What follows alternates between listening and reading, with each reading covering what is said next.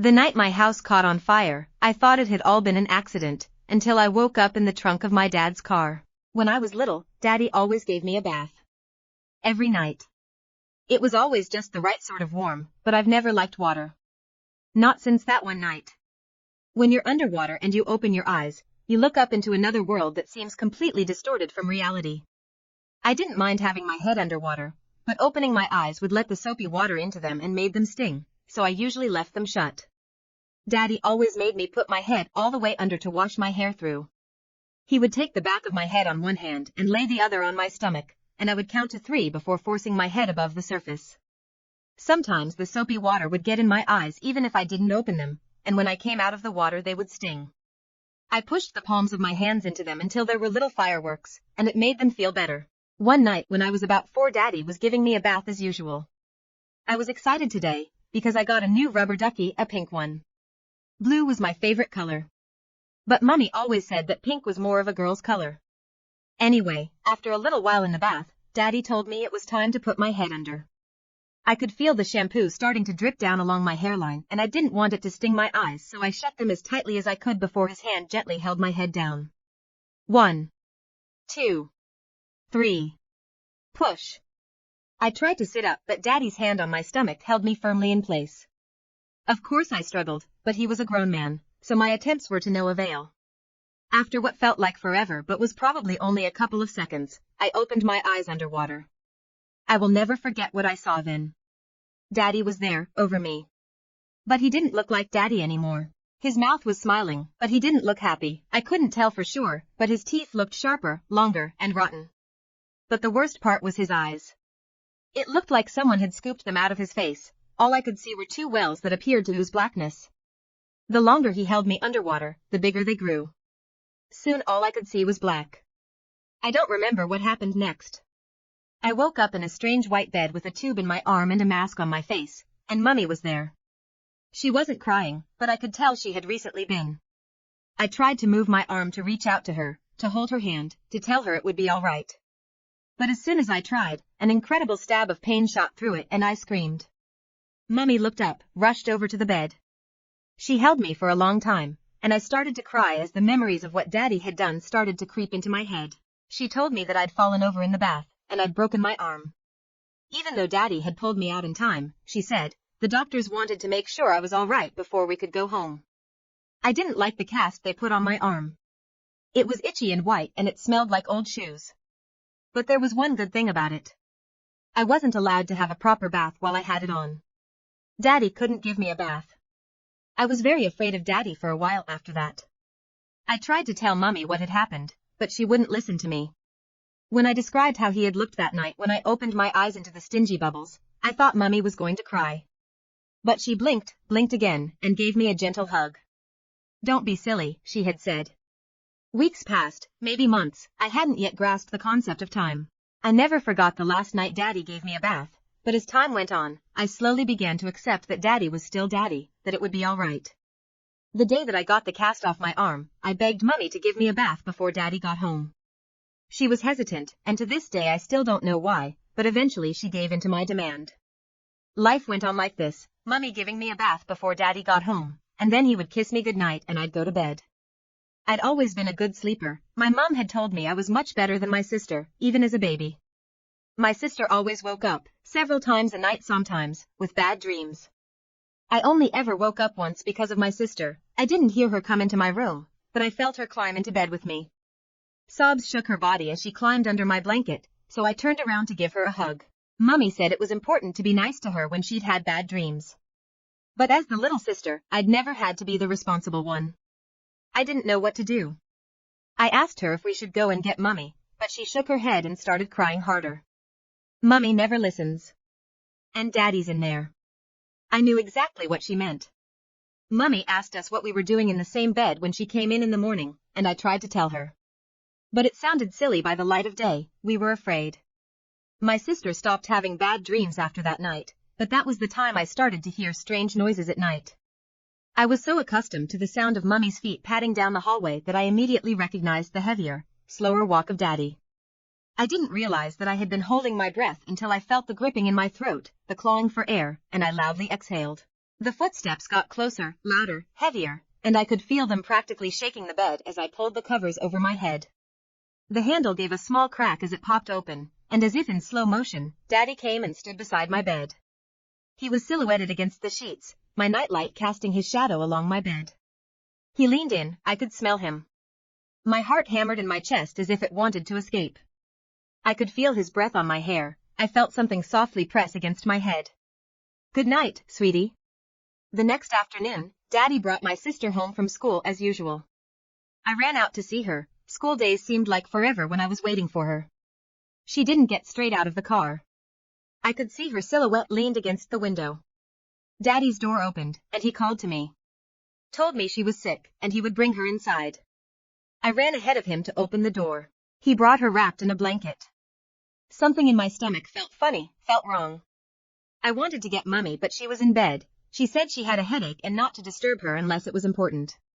I wanted to get her, I did. But I didn't want her or Daddy to get mad at me. Daddy walked into the bathroom with my sister. I didn't know what I was supposed to do, follow or stay. But he called out for me to come. I did. Daddy started to run a bath. I hadn't had a bath with Daddy since I'd slipped over that time. That's what I'd done. Slipped over. That's what happened. Mummy said so. But I still was afraid of him, of that bath. I asked if the bath was for me. No, he'd replied. For your sister. You're going to help me bath her. Daddy had pulled the blanket over my sister's face so I couldn't see her. I wanted to pull it away.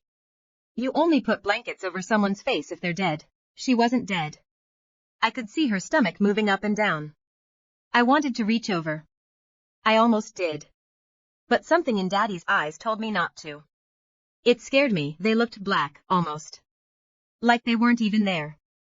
Startled, I stepped backwards, the back of my legs hitting the bath. I blinked. Daddy was there. Just Daddy. He was my daddy. But he still scared me. I had to look away, do something else. The bath was full enough. I pulled my fingers through the water to make sure it was just the right kind of warm. I nodded, more to myself than Daddy, and he picked up my sister. He pulled the blanket down slowly over her face. Her hair fell out, falling down over Daddy's hand that supported her neck. It looked darker, wet, and it hung in limp strands. I didn't want to look at her face. But I had to see it. Make sure she was all right. I had to stand on my toes to see her. Her cheeks looked pale, ghostly, her lips far too white. Under her eyes were dark. She looked scary. But all right. Daddy started to undress her. He pulled her shirt over her head, took off her skirt, unclipped her shoes. I searched her body with my eyes. She looked normal. I didn't know what I expected Daddy to have done to her. But I expected something other than nothing. He pulled the blanket away and gently lowered her into the bath, supporting her head so it stayed above the water. She didn't move at all. I didn't breathe for several seconds. I just waited, watching, for him to put her head under, to hold it there. But he didn't. The water started to turn a very weak red around her neck, where he was holding her. He moved his hand gently along her skin, and blobs of red fell into the water and dispersed into an evil, opaque cloud. After a little while, the whole bath was red. He lifted my sister out and into a towel, laid her down, began to dry her off. I bent down to try and see the back of her neck, to see why it was bleeding so much, but I saw nothing, and I dared not try and move her. Daddy and I dressed her in silence, then he gently picked her up and walked down the hallway to the 2 bedrooms, hers and mine. He slowly laid her onto her bed, pulling the blankets up to her collarbone. Her head rolled to the side when he let it go, facing us, eyes closed. Say goodnight to your sister, he whispered, coarsely. My heart was hammering in my chest. I took a step towards the bed. Breathe, I thought. Another step. My knees touched the wood on the side. I put a hand on the bed frame, steadying myself. With the other hand I brushed the hair over her neck backwards, revealing bruised skin and a deep laceration. I kissed her softly on the cheek. I told myself not to cry. Daddy wouldn't like it if I cried. But I couldn't stop the tear that slipped out of my eye, down my cheek and onto hers. It looked like she was crying, too. Her face looked even paler in the dim light coming in from the corridor, her lips so white yet almost blue. She was sick. Very sick. I didn't want to leave her, not like this. Not by herself. But Daddy's hand on my shoulder was firm. It told me it was time to go. I considered fighting. I didn't want to be alone with him. But I couldn't wake Mummy. So I pulled my hand away from her hair, brushing the tear off her cheek. Goodbye, I whispered. Every night before I went to sleep, Mummy would come into my room and sit at my feet with my sister. She would read us one of my favorite stories, usually from my book of nursery rhymes. After she was finished, she would kiss me on the forehead, scoop up my sister and turn the big light off. I had never really been afraid of the dark because I had my nightlight. It was the kind that gradually changed color, from blue to green and back. Darkness had always intrigued me, something I'd never been used to, had heard terrible stories about, but had never really had to experience on my own. True darkness, completely pitch black, is hard to get. Lights from the street outside, another room, anything breaks complete blackness. The night I helped Daddy give my sister a bath, it was black everywhere. A blackout, Mummy had said. It happens sometimes, she'd said, and the whole street might not have power for hours. I walked carefully into my bedroom, trying not to bump into anything in the darkness. My hands found their way along the wall, around to the other side of the room, to the window seat. The curtains swung ominously from side to side in the darkness, closing behind me as I crawled up onto the shelf.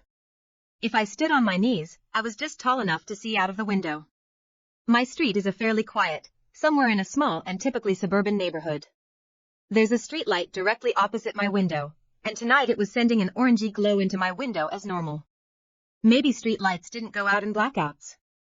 But as I looked around, I saw other lights, a porch light a couple of houses across the street, cracks of light shining through drawn curtains. I didn't know why our house was the only one without lights. But as I sat there on the window seat, slowly rocking back and forth deep in thought, I heard the door open with a barely audible crack. I looked through the crack in the curtains as a tiny, throbbing sphere of light floated towards me through the darkness. I drew in a shaky breath. It seemed to catch in my throat and provide me no relief. But I relaxed when I saw Mummy's face, softly illuminated by the candle she was holding. With a single graceful motion she swept back one of the curtains, sitting down beside me on the sill, one foot underneath her, one hanging down. I'd heard my parents talking softly earlier that evening. Gone to bed, not feeling well, might just check on her, wake her in the morning. I silently begged Mummy to go and check on her, to just give her a kiss on the forehead, feel how cold it felt against her lips. But she didn't go in. I just hoped the morning wouldn't be too late. Now I wanted more than anything to cry. Mummy always said to be brave, even when you're scared. I crawled into her lap, arranging myself to be as small as possible for a while, and she held me. After several minutes, she stood up, still holding me in one arm, the candle in the other. She lay me down on my bed and picked up my book, laying beside me.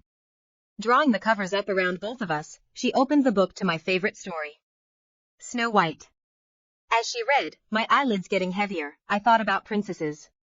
If only I could be a princess. Princesses always lived happily ever after. Mummy finished the story and put down the open book on the table beside my bed, next to the candle.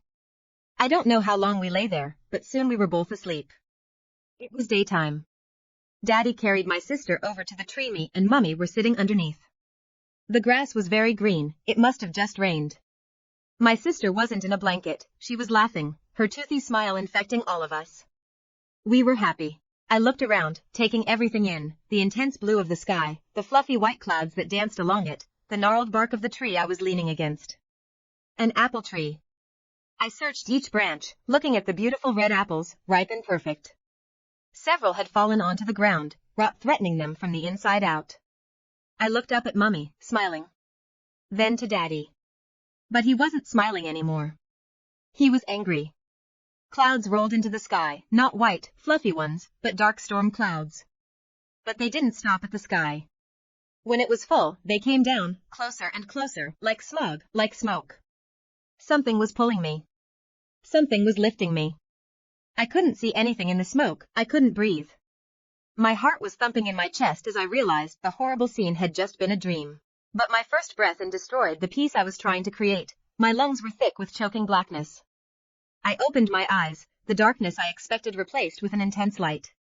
Fire. Daddy was lifting me, through the smoke. I grabbed tightly onto Mummy's arm. She didn't stir.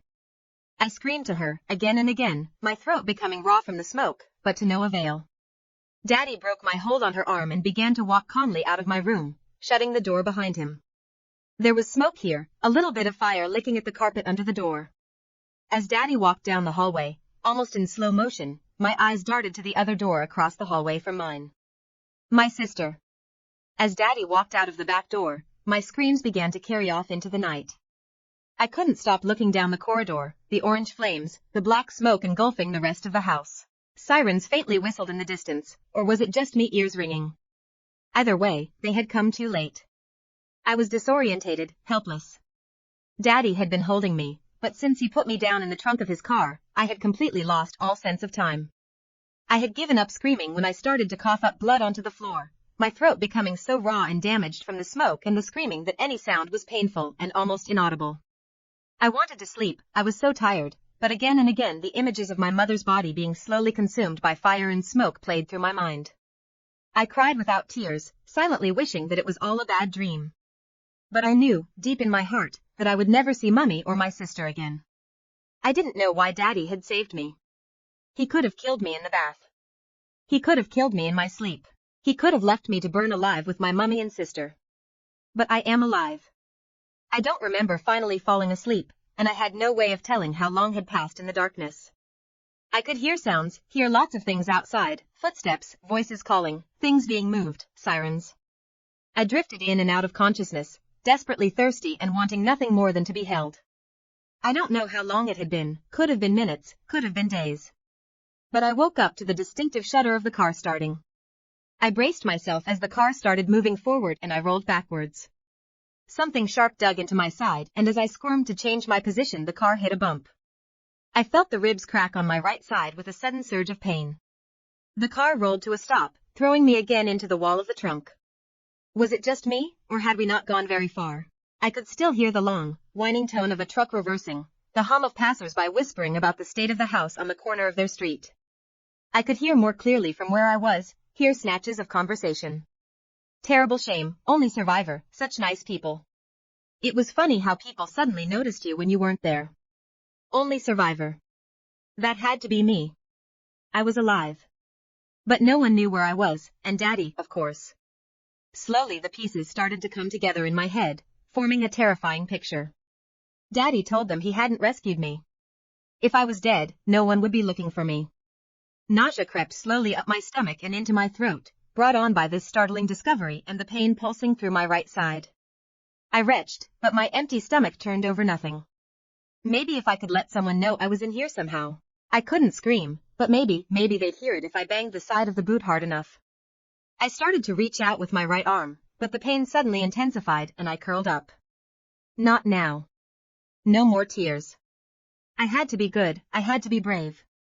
I extended my left arm into the darkness, feeling the edge of the trunk not far above my head. The thought of rescue reassured me, and I banged my fist onto the side again and again. The sound that came from the walls was strong, surely someone would hear it, someone would notice and let me out. They had to. But time continued to pass, the noises becoming fewer, the whispered hum dying down to silence. I was so desperate for water that I thought I was going to pass out. The trunk of Daddy's car was low, but long. I felt around for a bottle of water, or for anything that I could drink. There was a length of rope tucked underneath what felt like a spare tire, but I couldn't feel anything else. It briefly passed through my mind that, with that one length of rope, I could see my mummy and my sister again. That Daddy would never be able to hurt me. That I could be happy, forever. The thought immediately fizzled into an ember. I had more important things to concentrate on. What had dug into my side so persistently before? What was so that hard, sharp, cold, seemingly immovable object pressing against me? I reached over, ran my finger along its length. I pulled it this way and that, trying to make it move. Maybe it was a part of the car. I ran my fingers along it until I reached the door of the trunk. It wasn't going to help me either way. I slid my hand slowly along the side. There was an indent in the door, small and rectangular. Inside was a flat plastic handle. Of course, an emergency handle. My heartbeat quickened as I slid my fingers underneath it, trying desperately to open it. It seemed jammed, but I kept trying, it was my only hope. Nothing. I pulled, but it would not relent. I broke into a hopeless sob, collapsing onto my back. How I wished, right there, that I had my mummy. My sister. Anyone except Daddy. Warm salty liquid spilled in predetermined lines down my face. I tasted it, relived only for a second before the burning set in. One last try. That's what Mummy would have said to do. Try the handle again. I held my breath, my fingers searching in the darkness for the indent. I found it. Slipped my hand underneath. Push, oh God, please, open. It gave way with a low click, and fresh air flooded the trunk. I breathed it in desperately, and scrambled to sit up. But as my eyes adjusted, I saw that it had not been the handle of the boot that had given way. Standing over me, an unbearable grin plastered on his face, was my daddy. He placed a firm hand on my shoulder, a simple gesture that screamed a single thing: don't move. Be a good girl. That's the way. His unshaven cheek scraped past mine as he leaned in close to my ear. I put my arms up around Daddy's neck, a peace offering, a hug. He relaxed into it, putting his arms around me. But before he had a grip, I shoved my knee into his stomach, hard. Surprised, he stumbled backwards. It was all the time I needed to run across the road and into the ruins of my house. But it wasn't what I needed water. My eyes darted around, Daddy's approaching figure to the police car at the bottom of the hill. No, he'd catch me. Once again it was nighttime. A time for baths. A time for stories. A time for dreams. And a time to run. I didn't know where I was going, I'd only ever known the park at the end of my street, but Mummy always said that was scary at nighttime. The house next to ours, slightly downhill, seemed only mildly damaged from the blaze. Police tape lined the perimeter of our house, or what was left of it, and extended into the house next door. Lights were on all around me, casting long shadows everywhere. No one was home. I ran across the street, ducked under the tape and sprinted into the house through a gap burnt into the timber. The ground was wet under my bare feet as I walked through the house I didn't know in the dark. I found my way into the kitchen where I was finally able to drink. I was so thirsty, but the water on my raw throat burnt intensely. When I was finished, I crawled onto the counter on the other side of the room. I found exactly what I was looking for in one of the cupboards below me. I sat. Listened. Waited.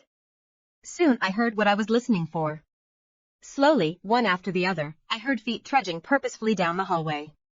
My breath, misting in the cold air in front of me, was painfully loud, more of a rasping sound, like someone being slowly choked. He knew where I was. But I was ready for him. Now, sweetie, what did I say about running away from me? He was playing with me, this sing-song voice. I couldn't help a violent shiver that penetrated my bones. The figure filled the doorway, taking a moment to stop, to wait, to know that he had one. One step. Another. One more. Closer, Daddy, my eyes said. Another step. One more step, and he would be able to end me, a quick snap of the neck, a firm hand on my throat. One more step. I listened to every sound his shoe made on the tile floor, each dislocated syllable. Every rustle that the fabric of his clothes made against itself. That breath he drew in, so prepared, so practiced. That raw second it took for him to advance on me was all I needed to plunge the knife I had been holding deep into his stomach. I drew it out, stabbed again and again, blindly. The knife glinted silver in a beam of light from the window, half the blade sparkling with a sticky redness. He stumbled backwards, his bellows decrescendoing into nothingness. It was over. Wasn't it?